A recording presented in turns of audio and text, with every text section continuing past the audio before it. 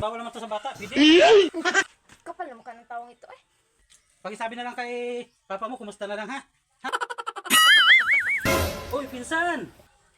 Pinsan! Magandang tanghali, pinsan!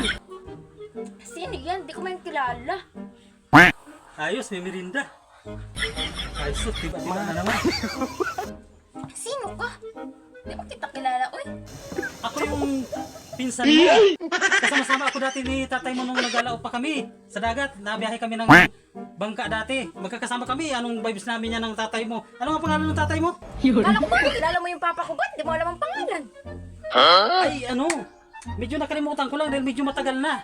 3 taon na rin kami hindi nagkita ng tatay mo. Kaya medyo nakalimutan ko. Ano ang pangalan ng tatay mo? Ay, si Delphin po yung papa ko. Sayang, nakalimutan niyo po agad. Ay, oo nga. Si Kuya Delphin. Yun nga ang tatay mo. Laging kong kasama yan. Naku, matagal na kami magkasama niya ni tatay mo dati. Nung nagalaot pa kami. Nanguhuli pa kami dati ng mga pirina at saka ano ba yun? Pirina? Pirana? Pirana pala? Yun pala yun. Yung isda na matalas ang ngipin. Yun, lagi kami magkakasama nung dati. Buti na lang, napadaan ako dito kanina. May hinahanap kasi ako.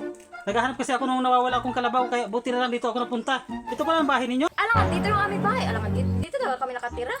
Tama-tama. Nagamirinda ka pala. Oo, ang sarap niyan. Piling okay, upo. Ay, tama-tama. May merinda. Ano yung merinda mo? Hindi ko po alam ang tawag dito. Hindi ko alam kung... Ay, alam ko yan. Pero masama yan sa kalusugan. Huwag kang mag-merinda ng ganyan at bawal yan. Masama sa kalusugan yan. Oo, bawal yan sa bata pa. Inom po kayo. Pag matanda yan, pwede.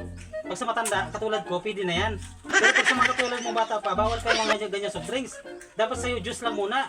Ay, bawal po baga? Oo, bawal yan. Naku, huwag ka ano ng ganyan. Pang matanda lang yung mga ganitong merinda. Pwedeng makinom ha. Hingi konti lang. Bawal to sa mga bata eh. Pang matanda lang to. Buti na lang. Nasa pa si papa mo? Nagdugway po ng kalabaw. Nasa kalabaw pa. Ay, salamat. Uhaw. Kanina pa ako ikot-ikot. Sobrang init. Hingi ko tinapay ha. Ha? Kanina pa ako ikot-ikot doon. Kung saan ako nakarating, naligaw na yata ako. Kahanap ng kalabaw kong nawawala. Buti na lang talaga dito ako napunta sa inyo. Ang sarap. Iba talaga, lalo na kapag libre. Mas masarap pala pag libre. Pwede makihingin itong tinapay mo? Pwede naman po. Salamat ha. Nakakahiya naman sa iyo eh. Okay lang? Salamat ha. Ano ito pa po? Ay, may pala ako. Baka napansin nyo yung kalabaw kong nawawala dito. Baka napansin nyo.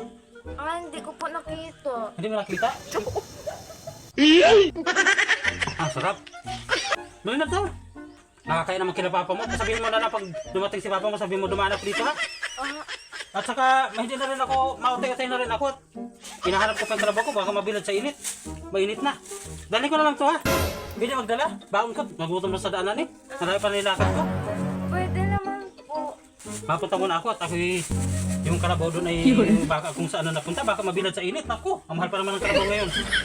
Pagbiyahe ko pa yung sa Padre Garcia. Katanggap. Sige, papunta muna ako. Salamat ha. Pakisabi na lang kay papa mo, mabalik na lang ako pag may time ha. Ay, dali ko na lang to. At bawal na sa bata.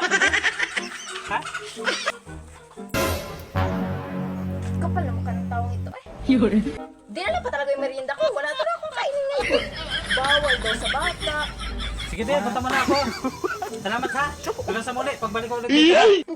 Pakisabi na lang kay papa mo. Ha?